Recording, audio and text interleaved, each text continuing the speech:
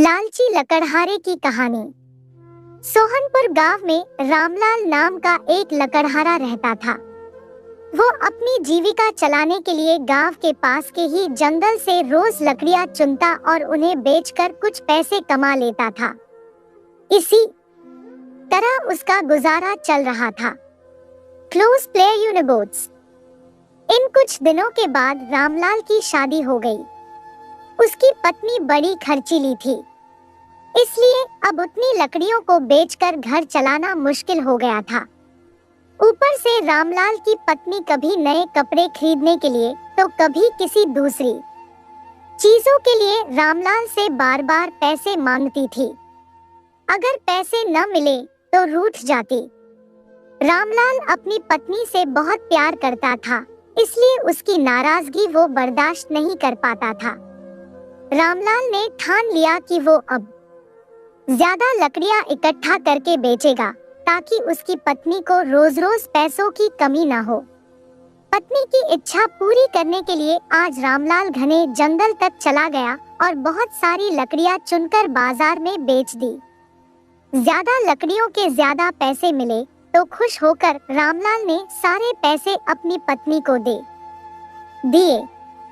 अब रोज रामलाल ऐसा ही करने लगा। देखते ही देखते उसके मन में लालच इतना बढ़ गया कि उसने धीरे धीरे पेड़ काटना भी शुरू कर दिया। पेड़ काटने से और ज्यादा लकड़ियां हो जाती थी और उसे अधिक दाम मिलने लगे। लकड़हारा हर हफ्ते एक पेड़ काटता और लकड़ियां बेचकर मिलने वाले पैसों से अपनी पत्नी के शौक पूरे करता।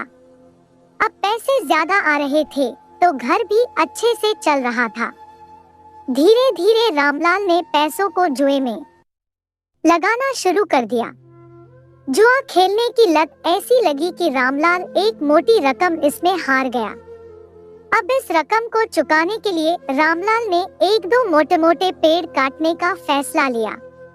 जैसे ही रामलाल ने जंगल में जाकर अपनी कुल्हाड़ी को एक बड़े से पेड़ पर चलाने की कोशिश की तो उस पर पेड़ की टहनी ने हमला कर दिया। रामलाल चौंक गया। फिर उसे पेड़ की एक टहनी ने लपेट लिया। रामलाल कुछ समझ नहीं पाया कि यह सब क्या हो रहा है।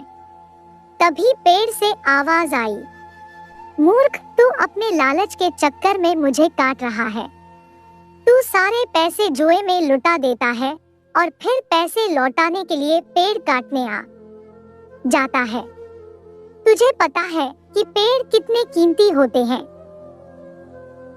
हमारे अंदर भी जान बसती है और हम तुम इंसानों को जीने के लिए हवा, धूप में छाया और भूख को शांत करने के लिए फल देते हैं, लेकिन तू अपने स्वार्थ के लिए हमें ही काट रहा है। पेड़ ने कहा, आज तू रुक, यही कुल्हाड़ी मैं अब तेरे ऊपर चलाऊंगी। पेड़ की टहनी कुल्हाड़ी से रामलाल पर वार करने ही वाली थी कि वह गिड़गिड़ाने लगा। उसने माफी मांगते हुए कहा, मुझसे गलती हुई है, लेकिन मुझे सुधरने का एक मौका दो। अगर आप मुझे मार दोगे तो मेरी पत्नी का क्या होगा? वो अकेली पड़ जाएगी। आज से मैं किसी पेड़ को नहीं काटूंगा, यह प्रण लेता हूँ। यह सब सुनकर पेड़ को रामलाल के ऊपर दया आ गई। उसने रामलाल को छोड़ दिया।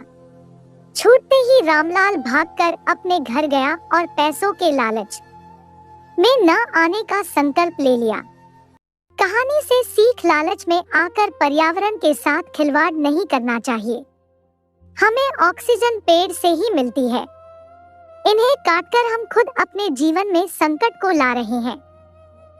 अगर हमारे इस चैनल पर पहली बार विजिट किया है तो चैनल को सब्सक्राइब जरूर कर दीजिए। धन्यवाद।